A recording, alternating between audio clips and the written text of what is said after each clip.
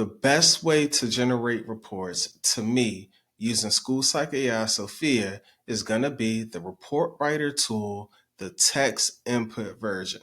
Let's walk through how to do it. The first thing you're going to do, you're going to look in the left-hand panel. You're going to find where it says tools.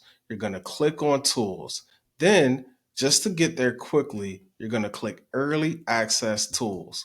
Once you click early access tools, you're then going to decide, do you have a multi-rater, a rating scale such as the Breathe or the ASRS, or do you have an individual assessment such as the WISC or the Wyatt?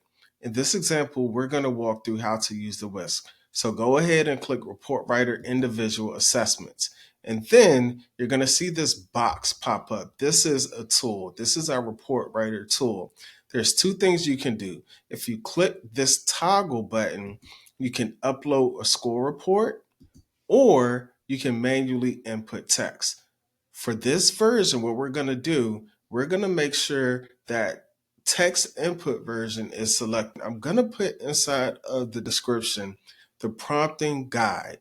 You're going to use this prompting guide to take the sample prompt that we provide for you for a number of assessments. It's the most popular assessments, and you're going to input your scores. Now, what's important about this format and the structure is we provide a very structured, a very clean format for you.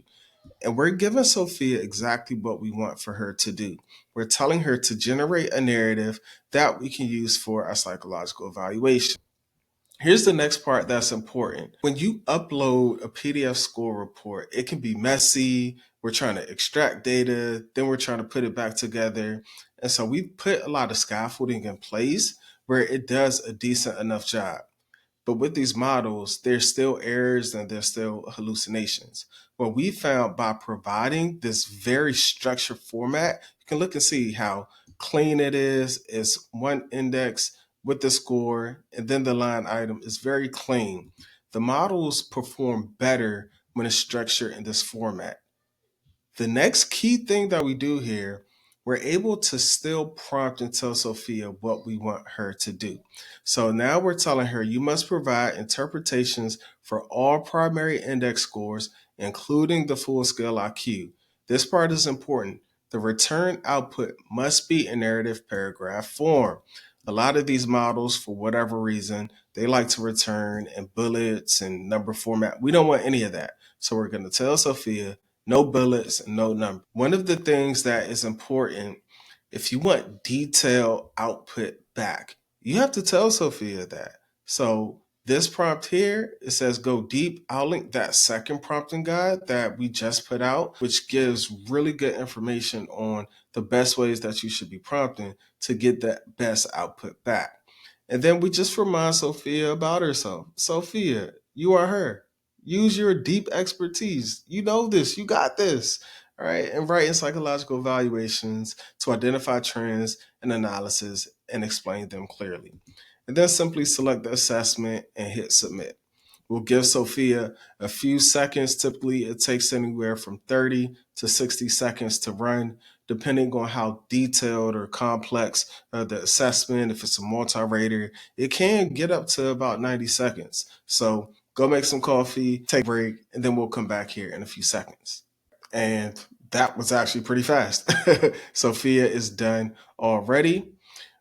This is where you bring in your clinical judgment and expertise. Look, Sophia is going to get you a good 75% of the way there. Then you must use your clinical judgment to bring it the rest of the way home. And so we see in this format, Sophia provides us a test description, a test purpose and description. Sophia gives us a nice, clean table of scores that includes just a super clean one-line description of what each index area means. We're looking at the scores, the interpretations here, just eyeballing it for accuracy, ensure it's correct. Then it provides us a narrative interpretation for each section. You double check, always add your magic to it, make sure it's accurate. And if it looks good, go ahead and submit. Make sure you tune back in for part 2 of this video where I walk through my second favorite way to generate sections of your report. Until next time, take care, everyone.